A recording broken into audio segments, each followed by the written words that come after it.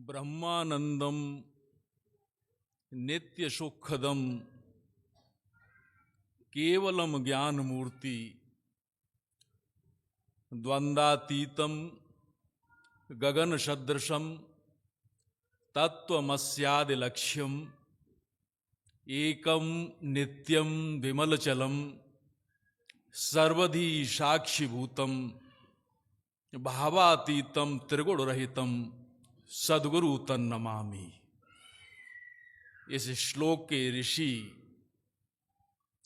उस परम चिन्मय गुरु सत्ता की महिमा का वर्णन करते हुए बहुत विलक्षण बात कहते हैं। ब्रह्मानंदम, जो उस ब्रह्म के आनंद स्वरूप हैं। नित्य सुखदम, प्रतिपल जो आनंद के प्रदाता, आनंद को देने वाले। केवलम ज्ञान मूर्ति, और जो साक्षात ज्ञान के अवतार हैं। वह परमात्मा यदि ज्ञान है तो गुरु ज्ञानावतार। द्वंद्व अतीतम, द्वंद्व से अतीत, परे। गगन सदृशम, आकाश के समान, जैसे आकाश की कोई सीमा नहीं, अनंत।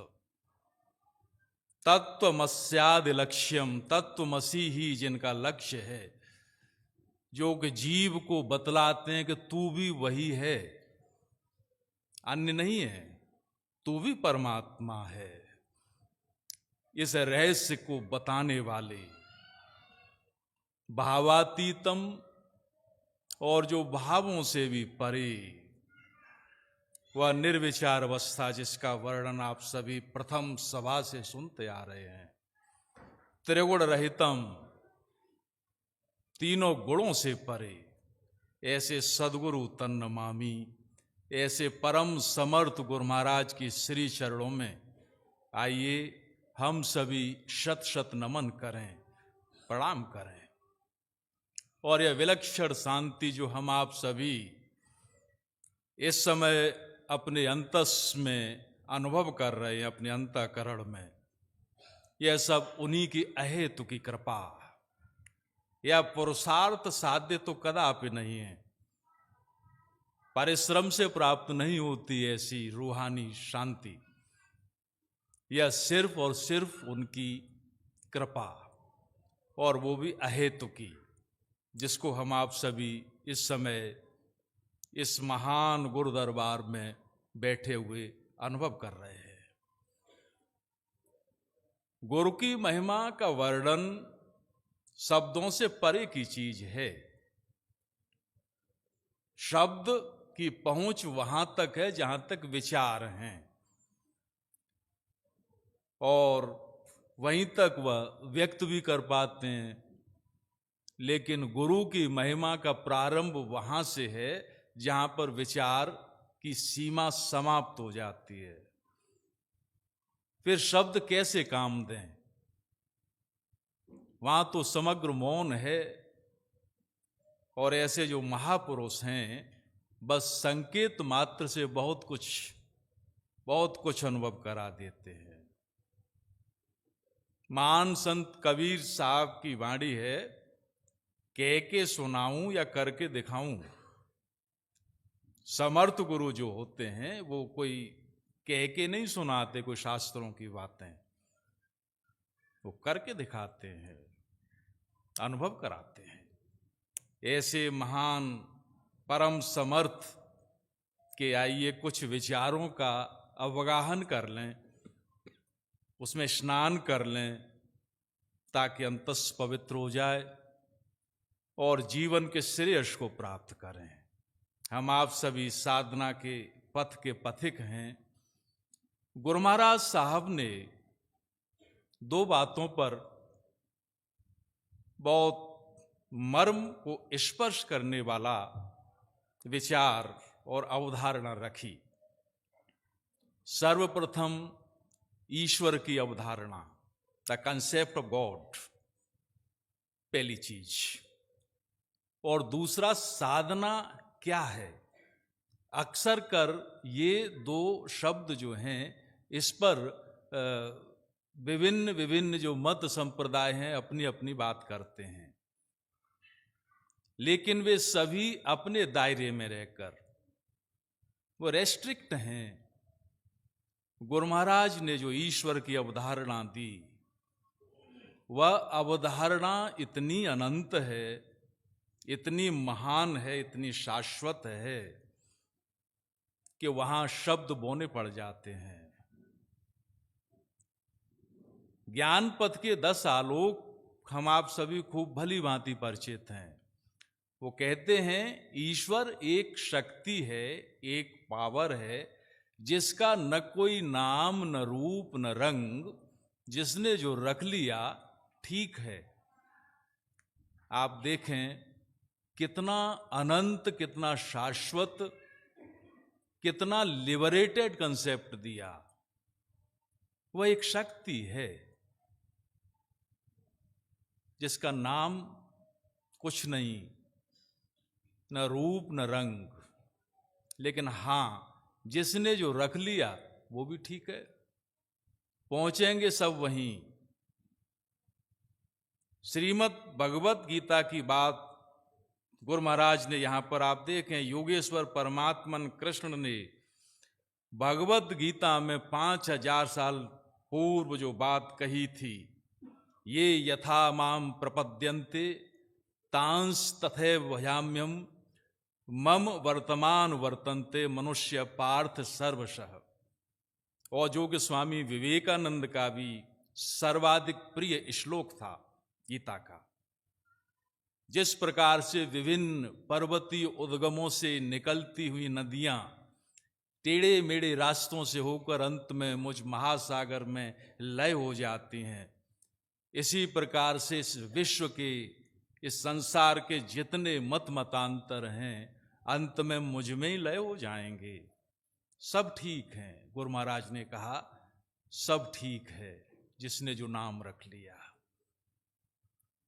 साधना का अनुभव जो कि उनके अनुभव हैं, जो रियलाइजेशनल ट्रुथ, अनुभव किया हुआ सत्य, उसमें ईश्वर की अवधारणा के बारे में वे फरमाते हैं कि परमात्मा जो है वह अपनी अव्यक्त अवस्था में था और उस अवस्था का नाम था हिरण्यगर्भ अवस्था। और बड़ी सरलता से समझा इतने महान रहस्यमयी और गंभीर गूढ़ रहस्य को, जिसमें मिस्टिकल डेप्थ्स हैं, रहस्यमयी गहराइयां हैं, बड़ी सरलता के साथ में। हिरण्यगर्भ के बारे में गुरु महाराज कहते हैं ऐसे समझें जैसे कि सोने का अंडा, सुवर्ण अंड की भांति वो था, और अचानक उसमें एक इच्छा उत्पन्न हुई, ईक्षणा जिसे शास्त्रों की भाषा में कहा गया। उपनिषद कहते हैं बस उस ब्रह्म में एक चेतना, एक इच्छा आई, एकोहम भवस्याम एकाकी न रमते, एकांत मुझे रुचिकर नहीं लग रहा, मैं एक से अनेक हो जाऊं, ये संकल्प उठा। और बस वह सुवर्ण अंड, वह हिरण्यगर्भ अवस्था फटा, एक्सप्लोड हुआ, विस्फोट हुआ। और हम आप सभी थोड़ा सा विज्ञान भी जानते ही हैं कि जब किसी चीज में विस्फोट होता है तो 2 चीजें होती हैं। प्रथम उसमें से ध्वनि निकलती है, बहुत सारा रोशनी होती है। गुरु महाराज कहते हैं कि वह जो ध्वनि निकली वह उसका नाम हुआ। महान संतों ने, ऋषियों ने अनादि काल में ध्यान की गहरी अवस्था में वह अनुभव करने की कोशिश की, ये ब्रह्मांड कैसे बना, ये कॉस्मोस की रचना कैसे हुई। तो उन्होंने पाया कि उस गहरी ध्यान की अवस्था में वह एक ध्वनि थी, और उस साउंड को, उस ध्वनि को गहराई से सुना, वह ओम जिसे प्रणव अक्षर कहा गया, इसलिए परमात्मा का प्रथम नाम जो था वो ओम, जिसे उपनिषद, वेदों की ऋचाएं और समस्त भारतीय सनातन धर्म और समस्त वांग्मय एक स्वर से इस बात का वो करता है, स्वीकारता है कि हाँ, सर्वप्रथम उस ब्रह्म का जो प्रथम नाम था वो। और दूसरा, जब कोई चीज घड़ा जैसे फूटा तो उसमें से रूप निकले। नाम और रूप दो चीजें गुथी हुई हैं, गुरु महाराज साहब के शब्द हैं। विभिन्न रूप निकले।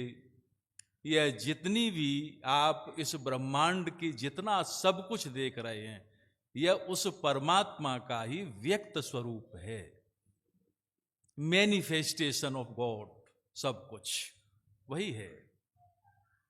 एक दार्शनिक ने बड़ा सुंदर लिखा है, बड़ी गहरी बात है। खुले नयन से सपने देखो, बंद नयन से अपने। बाहर तो रहते हैं सपने, भीतर रहते अपने। नाम रूप की भीड़ जगत में, भीतर एक निरंजन। सुरत चाहिए अंतर दृग को, बाहर दृग को अंजन। देखे को अनदेखा कर रे, अनदेखे को देखा। क्षर पड़ तू हुआ निरक्षर, अक्षर सदा अलेखा। इसकी व्याख्या इस प्रकार से है कि यह जो परमात्मा का जो व्यक्त स्वरूप था, यह खुले नयन से दिखाई देता है, यह रूप, और यह अनंत है। खुले नयन से सपने देखो, लेकिन उस परमात्मा का आदि स्वरूप देखना है, बंद नयन से अपने। संकेत है ध्यान की तरफ। आंखें बंद कर लो, बंद नयन से अपने। बाहर तो रहते हैं सपने, भीतर रहते अपने। वो परमात्मा भीतर है। नाम रूप की भीड़ जगत में, इस संसार में जो भीड़ है वो नाम और रूप की है। नाम और रूप गुथे हुए हैं। जैसे किसी का नाम गोपाल है तो उसका नाम के साथ में उसका स्वरूप भी आएगा। या जैसे देवताओं के देखें, जैसे हनुमान जी नाम है तो हनुमान जी का स्वरूप भी आएगा साथ में, रूप। नाम और रूप गुथे हुए हैं। वो दार्शनिक कहते हैं नाम रूप की भीड़ जगत में, भीतर एक निरंजन।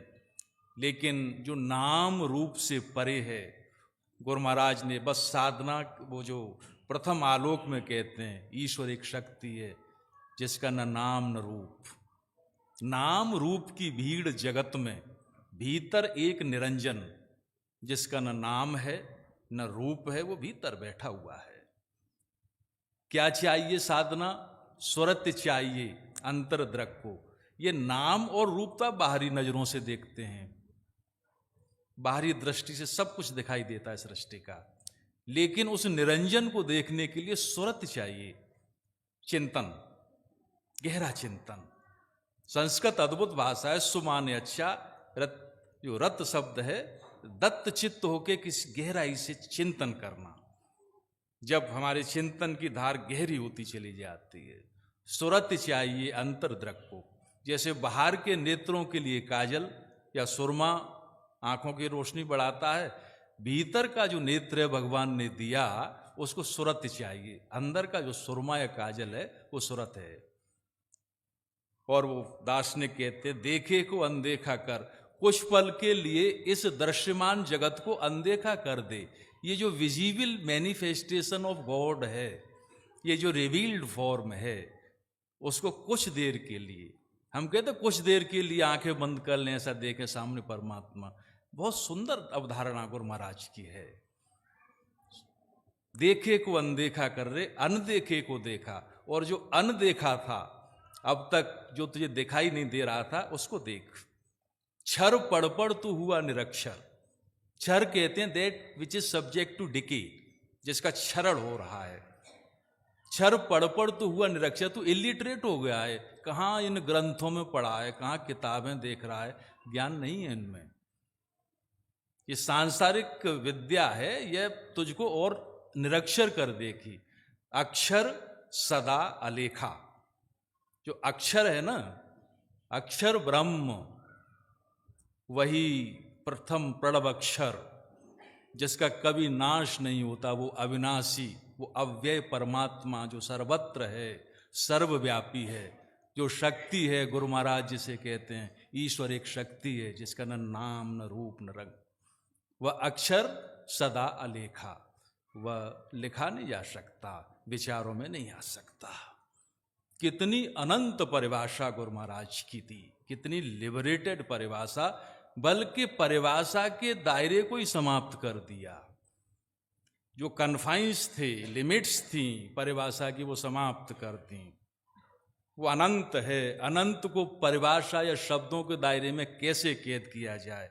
हमारे गुरु महाराज वास्तव में कोई शब्द तो है नहीं, ईश्वर की अवधारणा कैसे दिखे, प्रवचन की वस्तु भी नहीं है। उन्होंने बड़े सुंदर से गाथा, बहुत छोटी सी गाथा है, कौशल देश के राजा का पुत्र था राजकुमार हिरण्यनाभ। वह बड़ा एक जेन्युइन सीकर था, एक खोजी, सत्य का अन्वेषक। कई ऋषियों के पास गया था लेकिन संतुष्टि नहीं मिलती थी उसे। तो किसी ने कहा कि एक भरद्वाज ऋषि के पुत्र सुकेशा हैं, वो तत्व ज्ञानी है, वहाँ जाओ, शायद तुम्हें तुम्हारे प्रश्न का उत्तर मिले, समाधान मिले।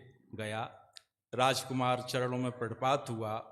ऋषि कुमार सुकेशा से प्रश्न किया, क्या आपने परमात्मा देख लिया है? क्या आपने उस ईश्वर को साक्षात्कार आपका हो चुका जिसके बारे में आप बातें करते हैं? सत्य कहिए, यदि असत्य कहेंगे तो असत्य कथन करने वालों का पतन होता है, महान पतन होता है, नरक में जाते हैं। वो जो ऋषिपुत्र थे अवाक रह गए। वास्तविकता यह थी कि हम कितने भी ज्ञानी हो जाएं, कितनी भी बड़ी बड़ी बातें कर लें, यदि प्रश्न कोई मुझसे ही करे कि क्या ईश्वर का साक्षात्कार आपको हो गया जिसके बारे में बातें कर रहे हैं, ईमानदारी से उत्तर तो यही हुआ कि नहीं हुआ, तो फिर ईश्वर की बातें कैसे कर रहे हैं आप? वो जो ऋषिपुत्र थे शर्मिंदा हुए कि वास्तव में ईश्वर का साक्षात्कार तो नहीं हुआ। ये गुरु महाराज ने लिखा है साधना के अनुभव में। वो राजकुमार तो चले गए, सुकेशा के मन में कचोट थी, ढूंढा और समर्थ गुरु मिले। कबीर साहब की वाणी है, जिन खोजा तिन पाइयां, गहरे पानी पैठ, हों बोरी ढूंढन गई रही किनारे बैठ। जिसने खोजा उसे मिला, निश्चित है, शर्त है, खोजी बनो।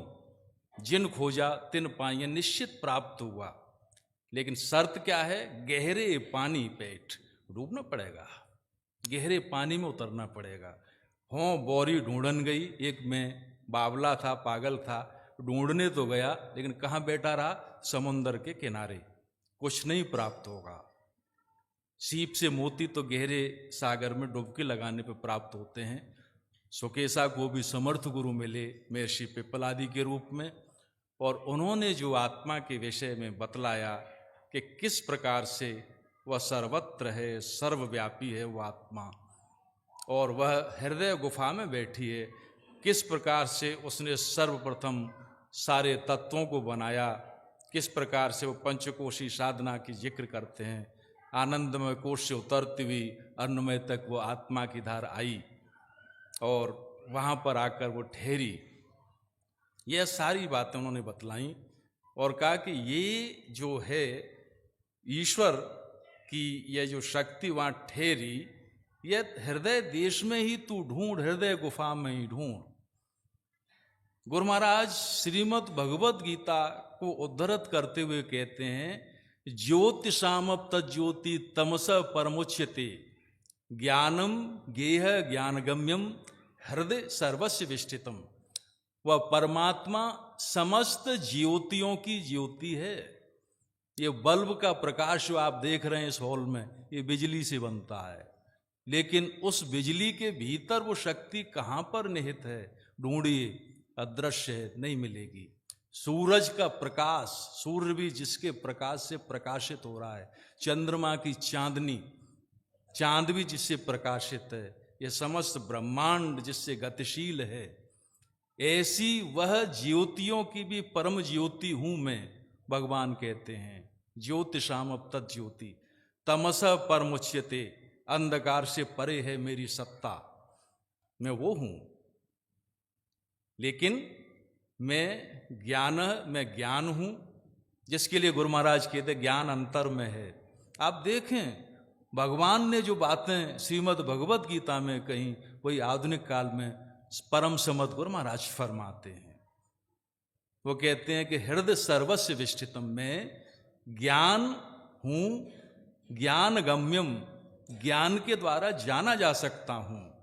और कहाँ हूं? हृदय सर्वस्व विष्ठितम, प्रत्येक प्राणियों के हृदय में बैठा हुआ हूं, कहीं दूर नहीं हूं। यात्रा अंतर की है, बाहर की नहीं। तो क्या मुझको ढूंढे रे बंदे, मैं तो तेरे पास में, ना मस्जिद में, ना मंदिर में, ना काबे कैलाश में। कहाँ ढूंढेगा मुझे? भीतर ही तो बैठा हूं।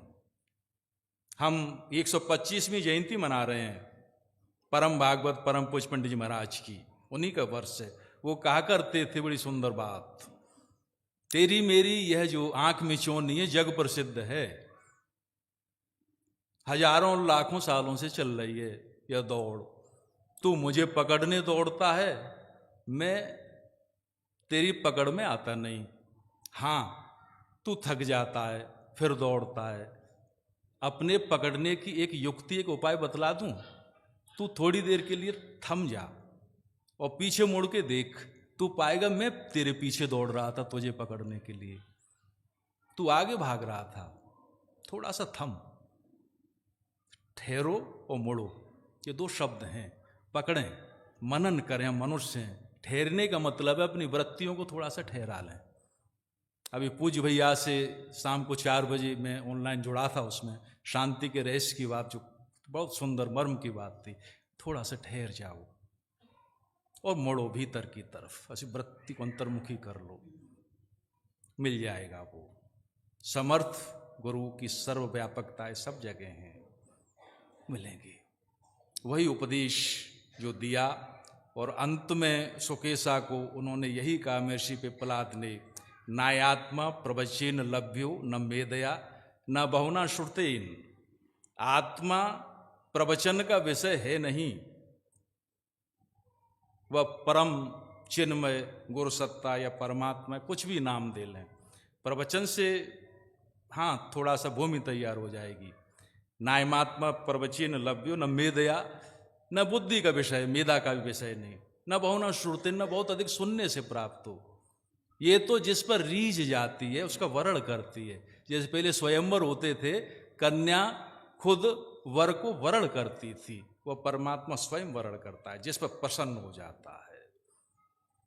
ये बात कही। ईश्वर की अवधारणा और साधना, वह जो गति नीचे की तरफ थी, किसी प्रकार से उसको ऊर्ध्वगामी कर लें, चर्चा लंबी हो जाएगी। इसलिए संक्षेप में, समर्थ गुरु बस मेरे साथ रहकर वह जो चेतना की धार ऊपर से नीचे आई थी उसको मोड़ते हैं भीतर की तरफ, ऊर्ध्वगामी करते हैं और मुझको मेरे स्वरूप का दिग्दर्शन कराते हैं। मैं शांत हो जाता हूँ। जैसा कि भैया दोपहर में कह रहे थे, शांति का रहस्य, शांति की गोद, यही जीवन का परम लक्ष्य भी है। मैं वही हूँ और अंत में उसी को प्राप्त भी होऊंगा। एक उर्दू शायर के बोल हैं, जुज मर्तबे कुल को हासिल करे है आखिर, एक कतरा न देखा जो दरिया न हुआ होगा। जुज कहते हैं अल्प, अल्प जो बूंद है एक दिन सागर बनेगी, इसमें कोई शक नहीं है। ये उसकी नियति है, उसकी डेस्टिनी है, उसको सागर बनना ही है, क्योंकि उसी में से तो निकली। लेकिन और वो कहते हैं एक कतरा न देखा जो दरिया न हुआ होगा, एक बूंद नहीं जो अंत में महासागर न मिले। लेकिन हाँ, विलंब होता है। हम बड़े खुश नसीब हैं, ऐसे परम समर्थ का दरबार हमें आप सबको मिला। बड़ी कृपा, बड़ी दया। ऐसे महान समर्थ के दरबार में हम आप सभी बैठे हैं। उन्हीं से प्रार्थना करें, हे परमात्मन, आप सर्वव्यापी हैं, सर्वशक्तिमान हैं, सर्व सामर्थ्यवान हैं। हम आपकी संतान हैं, आपके समक्ष आकर बैठ गए हैं। पिता प्रसन्न हो जाता है जब उसके संतान उसके समक्ष गर्दन झुका के बैठ जाती हैं। परम भागवत की वाणी, ये दिल के आईने में है तस्वीर यार की, जब मन किया गर्दन झुकाई देख ली, वही बैठे हुए हैं। आइए उन्हीं से प्रार्थना करें हमें जीवन का श्रेष्ठ प्रदान करें।